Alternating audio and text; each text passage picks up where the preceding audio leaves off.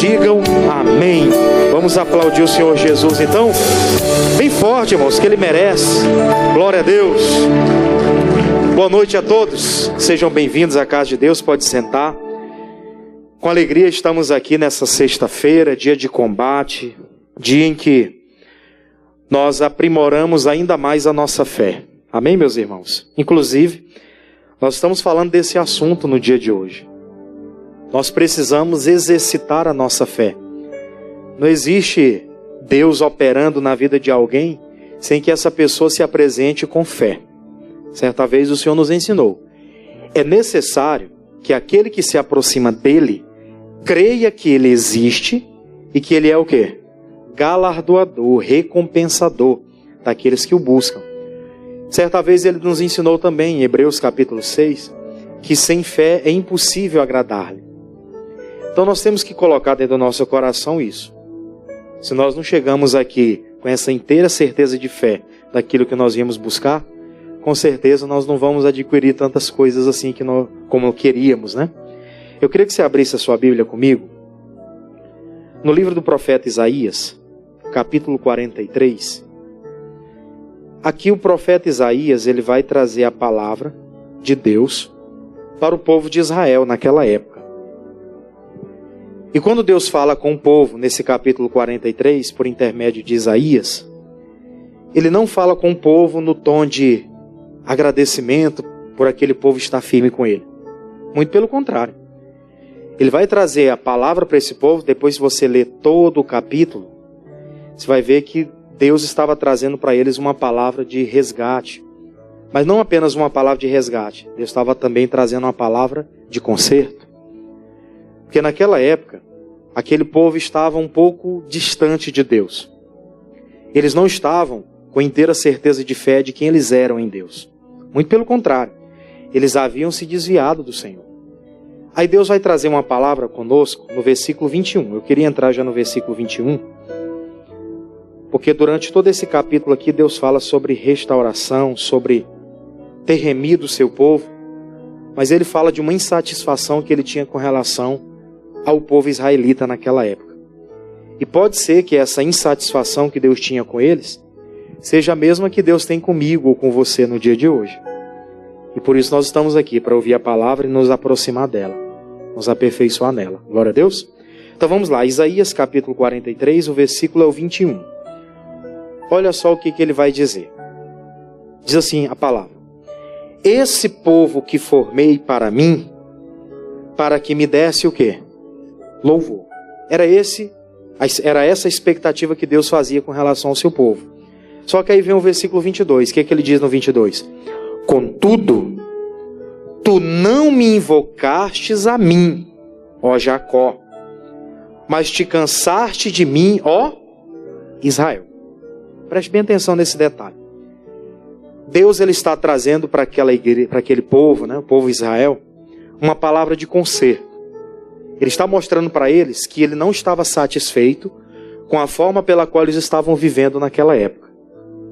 Se a gente for trazer à memória, tudo que Deus fez por Israel foram coisas extraordinárias. Foram coisas, miraculosas que aquele povo viu durante a trajetória deles. Só que o tempo foi passando e ao invés de exercitarem a sua fé, de renovarem as suas forças, de buscar esse fortalecimento que nós estamos buscando aqui culto após culto, durante esses últimos 3 meses do ano, infelizmente eles desanimaram. Era para eles estarem lá em cima e Deus olhou para eles e viram que eles estavam como? Medianos, lá embaixo. Deus fez uma expectativa maior para aquele povo e a expectativa que ele recebeu foi aquela, O que ele recebeu como resultado foi aquele, o menor possível. E ele esperava mais aquele povo. E se a gente fizer uma análise com relação à nossa vida pessoal, nós podemos podemos identificar se também na nossa trajetória nós não estamos vivendo assim, oscilações. Há dias lá em cima, há dias lá embaixo. Há períodos que eu estou ativo, mas tem períodos que eu estou desanimado. Falta um pouco mais de exercício. Eu sempre comento com as pessoas, você que tem essa oportunidade de vir sempre à igreja, não só nos domingos, mas durante a semana, você exercita muito melhor a sua fé do que aquele que só consegue vir uma vez. Por quê? Porque aquele que consegue vir uma vez só, ele vai ouvir uma palavra na semana. E durante os outros dias da semana, cá entre nós, ela vai orar em casa? Com certeza. O crente não vai deixar de orar, né? Tem os seus momentos de devocional? Maravilha. Só que nada substitui esse momento aqui que a gente vive. Esse momento aqui de intensidade, onde juntos nós nos posicionamos para uma batalha, guerreamos com relação à nossa vida financeira, guerreamos com relação à nossa saúde, com relação à nossa família e etc. Quando nós fazemos isso, nós estamos nos exercitando. Sozinho é muito difícil. Eu estava fazendo um comentário no culto das 9, que geralmente aqui na igreja eu fico bem à vontade. Eu sento ali na mesa, vou ler, fico meditando, fico escutando as mensagens. E eu fico bem à vontade. Mas quando eu chego em casa, eu tenho 2 criancinhas pequenas, um de 4 e outro de 2. Eu chego, coloco a Bíblia aqui, o caderno na mesa, vou estudar um pouquinho aqui. O menino sobe em cima da mesa e puxa meu cabelo e fica no pescoço e não me deixa ficar quieto. Pastor, isso é ruim ou é bom? Não, isso é ótimo, é maravilhoso. Só que quando você tem esses momentos congregacional, que você senta, que você tem essa oportunidade de estar aqui, você exercita muito melhor. Aquele povo naquela época, eles não tinham cultos assim direto. Existia uma sinagoga, que eles geralmente tinham aquela oportunidade de ir um dia ou outro sábado. Mas eles não tinham esse culto que nós temos no dia de hoje. E sem falar que eles não tinham uma palavra sacerdotal dirigida a eles de forma direta. Ou seja, era muito fácil eles se esfriarem. Mesmo tendo as manifestações de Deus diretas para com ele. Porque esse povo viveu manifestações diretas. Eu não tenho nem noção, não sei nem o que significa isso. O mar se abrir na minha frente, uma parede desse lado, outra parede desse lado, a água jorrando e eu passando pelo meio, quilômetros de distância para chegar do outro lado, e eu com receio dessa água qualquer hora vir e me prensar. Eles viveram isso. Milagre extraordinário. Enquanto eles estavam no deserto, eu me recordo muito bem que Deus usava o Moisés tocava na rocha, a rocha saía água para eles. De um deserto onde não tinha fonte nenhuma, Deus foi jorrar água para aquele povo. Não era normal eles estarem de noite ali, aquele frio tremendo do deserto e uma coluna de fogo em cima dele. Isso não era comum. Eles viveram tudo isso. E mesmo assim estavam agora como? Frustrados, desanimados. E a expectativa que Deus fez tão grande para aquele povo, estava lá embaixo. Deus falou, vocês são um povo que eu levantei, eu preparei, formei vocês para o meu louvor. Contudo, não me invocaste. Tinha períodos da história deles que eles esqueceram completamente do Senhor. Aí eu vou ler com você o versículo 1, rapidinho. Olha só, 43 de Isaías, versículo 1. Diz assim, ó. Deus começou esse capítulo usando o profeta para falar. Mas, agora, assim diz o Senhor que te criou, ó Jacó, e que te formou, ó Israel. Não temas, porque eu te remi, chamei-te pelo meu nome, tu és meu. Veja que Deus começa a narrativa desse capítulo, tratando daquele povo não como um povo estranho, mas como um povo seu. Um povo que ele adquiriu para ele. Um povo que ele fez nele expectativa total e colocou nele tudo que tinha de melhor na vida daquele povo. É como um pai no dia de hoje. O pai gera o filho, coloca todas as suas expectativas, coloca para ajudar no melhor lugar, né? Prepara ele durante a vida, ensina, corrige, monitora, acompanha, faz uma expectativa grande e tem uns que frustram os pais. Tem uns que deixam os pais como? Poxa, eu fiz a expectativa assim, ele está bem abaixo. E se entristece ou não entristece um pai? Entristece. Eu fico imaginando Deus aqui olhando para essa situação. Eu preparei esse povo, gerei, dei condições totais a eles. E agora eles estão como? Desanimados, cansados. Eu espero eles abrir a boca para me invocar alguma coisa. Infelizmente eles não estão invocando. Infelizmente eles não estão buscando. Versículo 23, ele vai dizer, ó. Não me trouxestes o gado miúdo dos teus holocaustos. Versículo 23, tá? Aí ele diz mais. E nem honrastes com os teus sacrifícios. Não te fiz servir com ofertas e nem te fatiqueis com o quê? Com incenso. O que ele estava falando com isso aqui? Ele estava falando o seguinte, olha, eu não fiquei forçando vocês a fazerem nada. Certa vez nós já ouvimos na palavra que Deus tem muito mais prazer na obediência do que no sacrifício. Foi isso que ele usou Samuel para falar lá com Saul. Deus não tem prazer no sacrifício, mas ele tem muito mais prazer na obediência. Agora é claro, se cometeu um delito, um erro, tinha que fazer o sacrifício para perdão dos pecados. Isso era comum na antiga aliança. Isso era algo normal. Só que quando eles iam fazer os sacrifícios, como é que eles faziam? Não traziam o melhor. Você vê aqui, quando a pessoa desanima da fé, quando ela desanima de uma vida com Deus, ela faz as coisas de qualquer jeito. Ele vai comentar aqui com eles, que até quando eles vinham fazer um sacrifício para pedir perdão pelos seus erros, eles não traziam o gado miúdo, né? Que era o melhor. Eu não entendo muito bem de carne. Se alguém tiver algum açougueiro aqui, alguém que trabalha com esse tipo de coisa, pode explicar o que seria melhor esse gado miúdo. Eu não olhei, não parei para analisar. Só vi que ele era aquele melhor. Infelizmente, eles não traziam o melhor para oferecer a Deus. Eles traziam a coisa inferior. Isso ali já era sinal de que eles estavam muito abaixo. Isso era um dos sinais. Não estou dizendo que esse é o sinal completo. Mas era apenas um dos sinais de que as coisas não estavam bem. Vou dar um outro exemplo. Se fosse nos nossos dias, pessoa que geralmente não se prepara para vir ao culto, ou quando vem, tanto faz como tanto fez. Aquelas que não se preocupam muito bem, o culto está terminando, para ela, já terminou, ela já está lá na porta, antes de terminar tudo, né? Antes de dizer o amém, ela já saiu, não está preocupada com nada. Veio para cumprir tabela, né? Aí ele faz essa expectativa com relação a eles, e ele olha para todo aquele panorama e vê eles assim, abaixo. Aquilo entristece. Falou, nem as ofertas, os sacrifícios que era para vocês fazer, eu não cobrei isso, mas nem os sacrifícios vocês fizeram melhor. Versículo 24. Não me compraste por dinheiro cana aromática, e nem com a gordura dos teus sacrifícios me encheste, mas me deste trabalho com os teus pecados e me cansaste com as tuas maldades. Eu tenho explicado isso aqui para os irmãos o seguinte hoje. Deus, ele não estava preocupado se aquele povo chegaria diante dele toda hora para invocar e pedir misericórdia por alguma coisa, pedir por alguma necessidade. O que enfadava Deus, o que deixava Deus desgastado, eram os pecados que eles cometiam e as maldades.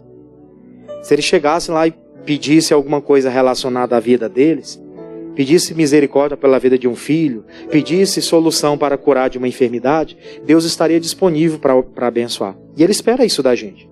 Ele espera isso de mim, Ele espera isso de você. Se tiver alguém doente, se tiver alguém enfermo, Ele inclusive falou na Nova Aliança, por intermédio de Tiago, do apóstolo Tiago. Ele disse, se tiver alguém entre vós enfermo, faça o quê? Chama o presbítero da igreja. Ele faz a unção com óleo, e a oração da fé sarará o enfermo. Se ele tiver até cometido pecado, é o quê? É perdoado. Isso aqui para Deus não é enfado. Você vir orar, pedir a Deus misericórdia, minha saúde não está legal. Pedir a Deus, Deus sara minha família, restaura os casamentos. Não é errado. Você vir pedir pela vida financeira para melhorar. O que deixava Deus triste era aquelas pessoas chegarem diante dele todo o tempo dando trabalho com relação ao quê? Aos pecados e às maldades. Deus esperava sim que eles invocassem a Ele por aquilo que eles precisassem, mas não com relação aos pecados e às maldades. E era sempre que Deus, quando ele se aproximava de Deus para pedir misericórdia, era sempre relacionado a isso. As maldades e os pecados. Tanto é que eles iam para fazer o sacrifício. E até o sacrifício que eles faziam não era o melhor. Não trouxeste o gado miúdo. Era sempre o inferior. Aí, vamos um pouco mais à frente. Versículo de número 25. E eu mesmo, sou o que apaga o quê? As tuas transgressões por amor de mim. E dos teus pecados, não? Isso aqui é muito interessante a gente entender, irmãos. Deus não vai apagar os meus pecados por causa de mim mesmo, porque eu sou alguma coisa. Ele apaga os meus pecados por amor dele. Aí eu mereço ser perdoado, porque afinal de contas eu já ajudei muita gente. Glória a Deus. Ajudar, eu acredito que faz parte do nosso ministério de salvação. Amar a Deus sobre todas as coisas e ao próximo como a ti mesmo. Isso faz parte do nosso ministério de ser salvo. Ser homem de Deus, mulher de Deus.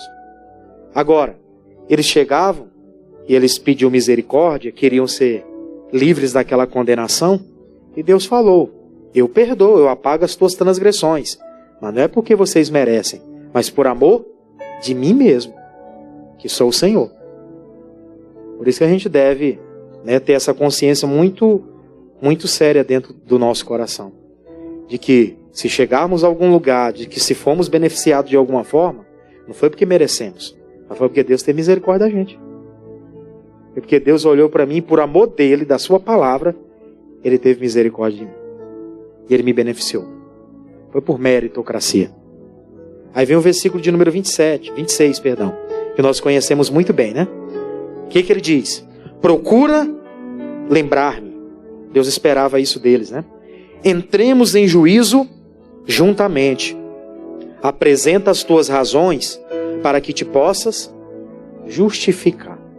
Como eu falei, li com você lá no versículo 22, Deus esperava que eles invocassem Ele de alguma forma, para ter um relacionamento bom com Deus.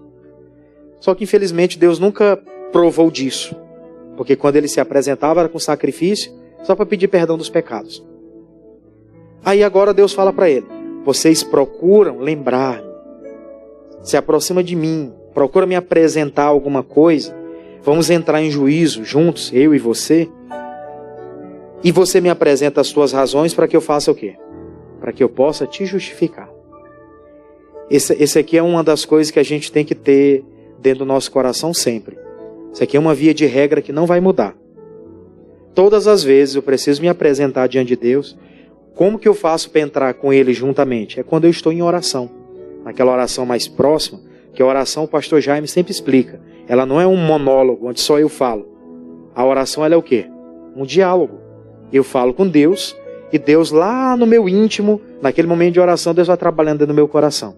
Ele vai falando comigo. Enquanto você ora, falando com Deus, Deus vai te fazendo lembrar de algumas coisas. Ele vai falando dentro do seu coração.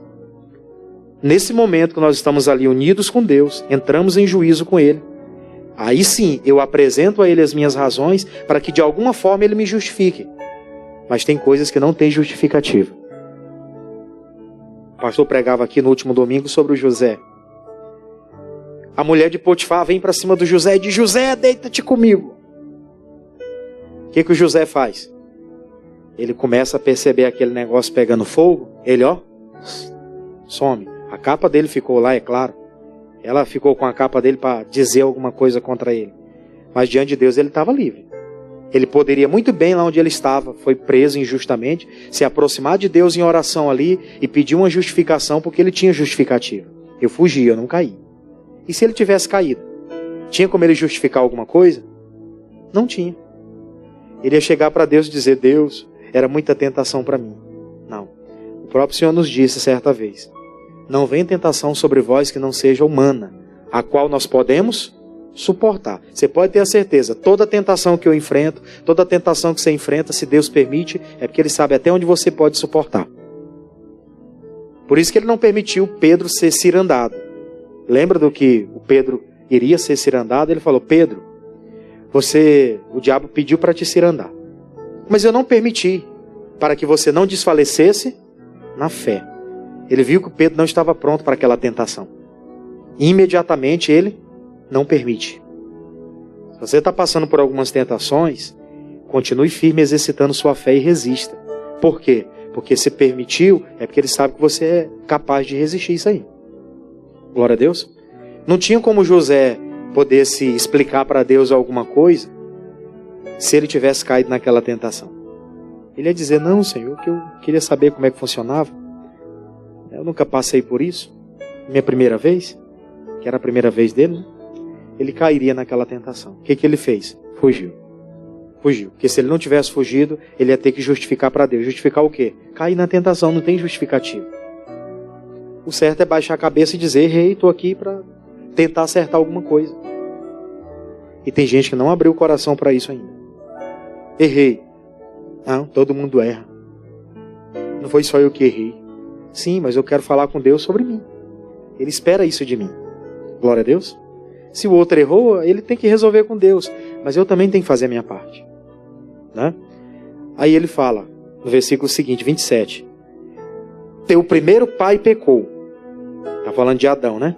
E teus intérpretes prevaricaram contra mim, pelo que profanarei os maiorais do santuário e os farei de Jacó um anátema, quer dizer, coisa maligna, e de Israel o quê?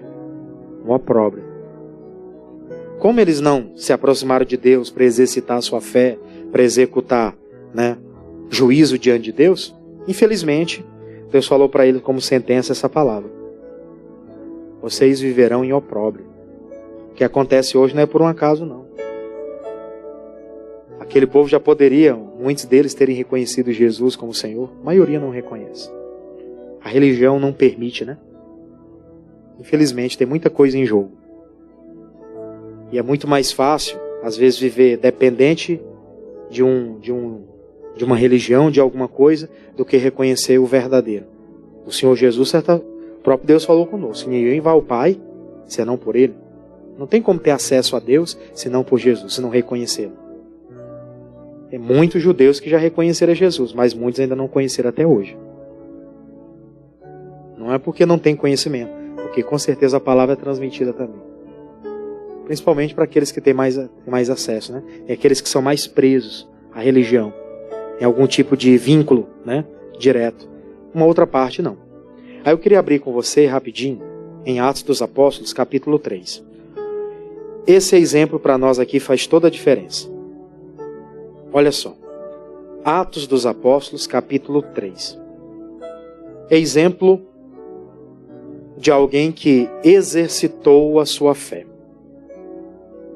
Versículo 1. Quem encontrou, diga amém. Então vamos ler a palavra. Diz assim, ó: Pedro e João subiam juntos ao templo, à hora da oração, a 9ª. Isso aqui tem... Só esse primeiro versículo para a gente aqui já quer dizer muita coisa. Depois a gente vai continuar um pouquinho a leitura. Mas esse primeiro versículo aqui, ele já abre o nosso entendimento para muita coisa. O que, pastor, especificamente? Aqueles 2 discípulos de Cristo, homens de Deus, né, Pedro e João, a Bíblia fala que eles tinham esse costume de subir ao templo sempre. Eles faziam todos os dias. A 9ª hora do dia, ou seja, 3 horas da tarde, se você contar a partir das 6 da manhã, primeira hora do dia, né? 9 horas da manhã, 3 horas da tarde daria a 9ª hora. Nessa 9ª hora, eles sempre estavam na casa de Deus para orar. Eles fizeram daquilo um costume, onde todas as vezes eles entravam por aquelas portas e estavam ali orando, buscando a Deus. Eles exercitavam a sua fé cotidianamente. Aí vem o versículo 2. E era trazido um varão que desde o ventre de sua mãe era coxo, o qual todos os dias punham a porta do templo, chamada Formosa, para pedir esmola aos que entravam. Ele, vendo a Pedro e a João, que iam entrando no templo, pediu que lhes desse o quê? Uma esmola. Naquela época, era comum, né? As pessoas que ela tinham algum tipo de deficiência, naquela época não é que nem hoje, né? Hoje nós temos INSS, temos benefícios, né, para quem tem alguma deficiência. Naquela época não tinha. Eles não tinham esse acesso, né? E geralmente eles eram pessoas que viviam à margem da sociedade mesmo. Viviam lá pedintes. Até os órfãos e as viúvas, quando o cônjuge falecia, a igreja, eles eram crentes, a igreja naquela época tinha aquele costume de trazer aqueles órfãos e as viúvas e o quê? Cuidar deles. Ajudar eles. Fazer algo por eles para que eles não ficassem sozinhos. Mas no caso desse homem aqui, uma pessoa que era descrente, não conhecia Jesus, estava ali todos os dias, ele se apresentava, ele chegava lá à porta do templo, ficava lá sentado, pedindo esmola para as pessoas que entravam. A expectativa dele era essa. Era todos os dias ter algumas moedinhas ali, ter algum pouco recurso, para que ele se alimentasse. E vivesse assim até o dia em que morresse. Era o que ele esperava. E aí ele estando ali naquela condição, vem o versículo 4, que o homem de Deus chamado Pedro disse. E Pedro com João, fitando os olhos nele, disse: olha para nós. E ele olhou para eles, esperando receber o quê? Uma esmola, alguma coisinha, né? E disse Pedro: não tenho prata, nem ouro, mas o que tenho isto te dou. Em nome de Jesus Cristo, ô Nazareno, levanta-te e anda. Veja que uma pessoa exercitada na fé é capaz de fazer, né? Com certeza, entravam muitos crentes por ali, por aquelas portas. E provavelmente muitos nunca tiveram essa ousadia. Eles mesmos, provavelmente durante muito tempo, entrando por aquelas portas todos os dias, já tinham visto aquele homem. Mas naquele dia saltou aos olhos deles que eles precisavam tomar uma atitude de fé. Eles estavam fervendo, exercitados para isso. Eles estavam orando sempre, todos aqueles dias, cotidianamente. Tinha aquele contato direto com Deus. Só que eles tinham que sair daquele momento onde eles viviam ali só na teoria e ir para a prática. Glória a Deus. Nós oramos aqui na igreja, pedindo alguma coisa a Deus, oramos por nós mesmos, estamos colocando em prática. Nós temos que colocar isso em prática, às vezes, com as pessoas que Deus nos apresenta. Isso aqui é uma coisa que todos nós temos o direito de fazer, independente de ser pregador, obreiro ou não. Glória a Deus. Todos nós temos que fazer isso. Exercitar a nossa fé com relação às pessoas. Eu tenho uma plena certeza que na rua onde nós moramos, no meio do nosso ambiente familiar, no local onde nós trabalhamos, tem gente que reclama de doença. Tem gente que reclama de enfermidade. E nós estamos exercitados na fé e podemos usar, colocar isso em prática no dia que for necessário. Mas para isso não podemos chegar com timidez. Temos que ser ousados. Glória a Deus, irmãos. Porque o Pedro aqui, ele foi muito ousado. Ele começa a falar com aquele homem e a Bíblia fala que ele começa a pegar pela mão direita. Ele vai falar para aquele homem, levanta-te, anda, mas ele faz o quê? Ele vai pegar pela mão direita dele. Ele vai colocar em fé aquilo que ele estava dizendo. Se ele começa a pegar na mão dele, começa a levantar, ele é porque ele acredita. Esse homem vai andar. Eu sempre acompanho muito os cultos que o missionário faz fora, as caravanas que ele faz. E eu vejo o missionário exercitando a fé direto. Tem umas pessoas que estão meio assim, despretensiosas, sem saber nem o que elas vieram fazer lá. Ele já reclama logo com as vozinhas, né? Ô vozinha, preste atenção no que eu estou falando aqui. Olha para mim aqui, deixa essa bengala de lado, bota ela na coluna aí. E começa a mandar ela andar. Ela não faz isso comumente. Mas por aquela palavra, por alguém exercitado na fé, que chama a atenção da pessoa, ela começa a fazer. E a pessoa começa a melhorar. Ela começa a ver a diferença. E o milagre começa a ser operado. Mas isso porque ele está fazendo o quê? Exercitando. Às vezes nós somos muito tímidos na fé, irmãos. Muitos tímidos na fé. Você vai visitar alguém da família que está hospitalizado, tem muita gente ali naqueles leitos de enfermidade, que a gente aproveita a oportunidade. Tem gente que ora pelo familiar e pensa, mas se eu for lá, será que ele vai aceitar? Fica meio desconfiado. Não era para ficar desconfiado. Era para fazer o seguinte, eu já estou aqui, eu vou aproveitar a oportunidade. Vim orar por esse aqui, mas esse aqui também está doente, então vou orar por ele lá. Vou perguntar se ele crê que Deus pode operar na vida dele, que ele pode ter alta nessa semana. Glória a Deus. Vou chamar a atenção dele. E aí, você já está com Jesus? Não, ainda não estou não. Eu já fui um dia. Você tem que voltar para Deus. Faz uma oração pela pessoa ali. Nós não temos que ter medo de importunar. Eu fico imaginando, se esse homem aqui tivesse medo de importunar, se o Pedro tivesse medo de importunar aquele cidadão, o que ia acontecer? Aquele homem ia continuar do mesmo jeito. Mas ele exercitado, fervendo na fé, vivendo aquela vida de oração, sempre naquele dia, sempre naquele horário ele estava por ali orando. Ele coloca em ação tudo aquilo que ele disse que acreditava. Aquele homem começa a levantar, a andar. Veja o versículo seguinte, olha só, versículo 7. E tomando pela mão direita, né, ato de fé, não deixou o cidadão ali despretensioso. Levanta e te anda. O cidadão não tem fé para isso. Ele não vai levantar e andar porque ele nunca fez isso. Estava ali paralítico há muito tempo. Precisava de uma mãozinha, né? Aí ele fala, pela mão direita, o levantou. E logo seus pés e os tornozelos fizeram o quê? Se firmaram. E saltando ele, pôs-se em pé e andou. E entrou com eles no templo, andando e saltando e louvando a quem? A Deus. E todo o povo viu andar e louvar a Deus. Imagina aquele homem paralítico. Ele entra agora no templo, louvando, saltando. O Pedro e o João lá do lado deles. louvando a Deus, agradecendo por aquele milagre. E as pessoas assim, ó, olhando aquele cidadão que elas viram paralítico ali na porta, todas as vezes que entrava. Isso tudo pela ousadia de um crente. Precisava ser apóstolo para fazer aquela obra, não. Precisava ser filho de Deus. Amém, irmãos? Precisa ser pregador para você chegar e dizer para alguém, levanta-te e anda, não. Colocar a mão ali sobre ela, fazer a oração da fé e mandar embora o caroço, o nódulo. Precisa exercitar a fé. Era isso que Deus estava carente lá na antiga aliança do povo de Israel. Porque ele não via aquele povo exercitado. Ele não via aquele povo firme, orando. Quando ia orar era para o quê? Pedir perdão pelos pecados. Deus já estava por aqui disso aí. Ele queria gente orando para ver resultados, uma vida diferenciada, para mudanças, para coisas extraordinárias. Eu vou resumir um pouquinho com você. Segundo livro dos Reis, vamos lá? Segundo livro dos Reis, capítulo de número 4. A história que você já conhece um pouquinho. É aquela mulher sunamita, que você lembra que o profeta Eliseu, todas as vezes que ele passava por Sunem, aquela mulher incomodava ele. Moço, o senhor não quer... O senhor passa por aqui todo sempre. E ela disse, olha, vou preparar um quartinho aqui. Falou com o marido dela, prepararam um quartinho para o profeta. O homem de Deus já tinha costume de passar sempre por Sunem. Então todas as vezes que ele passava, tinha um quartinho preparado para ele. Que aquela mulher preparou. Tinha uma cama para ele deitar. Tinha um candeirozinho para ele ler as escrituras. Tinha uma mesazinha para ele comer o seu pão.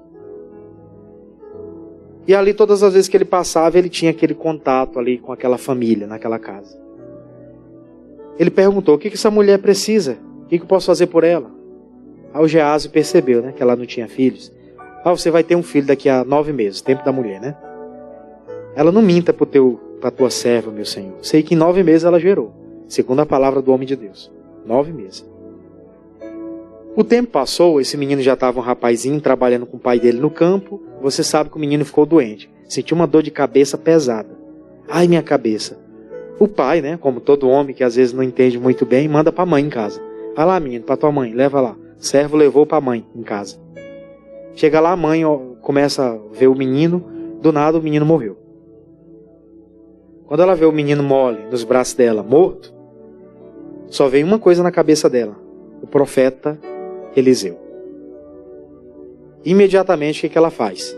Pega o menino, coloca na cama do profeta, lá no quarto que ela tinha preparado, coloca lá na cama do profeta, deixa ele deitadinho lá, tranca a porta para ninguém entrar, vai até o marido dela e fala com ela, fala com ele. Versículo 21, segundo Reis, capítulo 4, versículo 21. Diz assim a palavra. E subiu ela e deitou sobre a cama do homem de Deus e chorou sobre ele. Chorou sobre ele a porta e saiu. E chamou seu marido e disse: manda-me já um dos moços e uma das jumentas, para que eu corra até o homem de Deus e faça o quê? E volte. Espera aí. Aquela mulher estava com o seu filho morto? Geralmente quando se fala de morte, se fala de quê? Acabou. Morreu? Acabou. Só que ela viu o filho dela naquelas condições, ela deixa ele lá, ela não declara para o marido a morte do filho, ela não abre a boca para expor isso, e ela pede para ele que ele mande homens, que coloque lá os homens, né, a serviço dela, para ir até onde o homem de Deus estava e voltar. Você vê que ela não vai dizer, eu vou lá para pedir satisfação para ele. O que ele disse que eu ia ter um filho? E agora o menino está morto. Ela não comenta da morte para o marido. Essa ali era uma mulher de fé. E ela estava exercitando a sua fé. Que se ela não acreditasse, o que ela ia fazer? Morreu, ia chorar, ia ficar de luto, ia dizer para o marido, vamos enterrar. Quando o homem de Deus voltar e passar pela cidade, nós explicamos para ele que o menino morreu. Mas você vê que ela estava tão na fé, que aquele homem de Deus tinha uma palavra de autoridade para mudar aquela história, que ela imediatamente pede autorização para o marido. Eu quero ir lá onde ele. E eu vou lá e faço o quê? E volto. Eu não vou lá para qualquer coisa, eu vou lá, mas eu volto. Ela foi lá para resolver a situação dela diante de Deus, e o homem de Deus representava, né, a figura, né, ministerial de Deus naquela época, no chamado. Aí vem o versículo 23. E disse ele: por que vais a ele hoje? Não é lua nova, nem sábado? E ela disse: tudo vai bem. Então albardou a jumenta e disse ao seu moço: guia e anda, e não te detenhas no caminhar, senão quando eu te disser. Partiu ela, pois, e veio ao homem de Deus, ao Monte Carmelo. E sucedeu que, vendo-a o homem de Deus de longe, disse a Gease, seu moço: eis aí a sunamita. Agora, pois, corre-lhe ao encontro e diz-lhe: vai bem contigo? Vai bem com teu marido? Vai bem com teu filho? E ela disse o que para Gease? Vai bem. Chegando ela, pois, ao homem de Deus, ao monte, pegou nos seus pés, mas chegou Gease para retirar. E disse, porém, o homem de Deus: deixa, porque a sua alma está nela triste de amargura, e o Senhor me encobriu e não me manifestou. O homem de Deus entendeu: essa mulher que está vindo lá embaixo, né, a sunamita, o que será que ela veio fazer? Vai lá, Gease, pergunta para ela se está tudo bem com ela, se está tudo bem com o marido, se está tudo bem com quem? Com o filho. Ela simplesmente dá uma resposta para o Gease: vai bem. A mesma resposta que ela disse para o marido: vai bem, ela disse agora para o Gease: vai bem. Por que ela falou aquilo? Porque a situação que ela tinha que resolver era diante da autoridade do profeta. Não era do Gease, que era uma espécie de auxiliar do profeta. Eu sempre explico isso aqui na igreja. Tem coisas que você nem precisa chegar e comentar comigo, comentar com um dos pastores. Tem coisas que nós não temos autoridade para te falar. Só quem tem autoridade é o profeta. Glória a Deus. Tem coisas que nós vamos chegar aqui e amém. Vamos te dar uma palavra e vai dar tudo certo. Agora tem coisas que você tem que levar para quem? Profeta. Só ele tem a palavra assim, que pode mudar determinadas coisas que você vai precisar. Não desmerecendo a gente, né? Mas entenda essa questão sobre a palavra de autoridade que tinha sobre a boca daquele homem.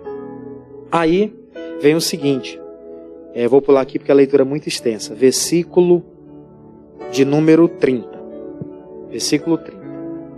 Porém, disse a mãe do menino: vive o Senhor e vive a tua alma, que não te hei de quê? De deixar. Então se levantou e seguiu-a.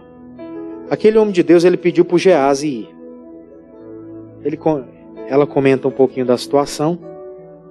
Por que você mentiu? Pedi eu algum filho e tal? Por que você mentiu para mim, homem de Deus? Ele simplesmente fala para o Gease: vai lá, você vai pegar esse bordão que você tem na mão, toca no rosto do menino e ele vai reviver. Só que o homem de Deus falou para o Gease. O Gease, na obediência, foi lá e fez. Fez ou não fez? Fez. Gease não foi desobediente, não. Servo obediente. Foi lá e tocou e não aconteceu nada. Provavelmente, o Gease não estava exercitado àquele ponto ainda, né? Para ressuscitar um morto. Ele não tinha fé para aquilo. Apesar de ele estar debaixo de uma autoridade. Mas a autoridade manda, mas a pessoa vai sem fé, não acontece nada.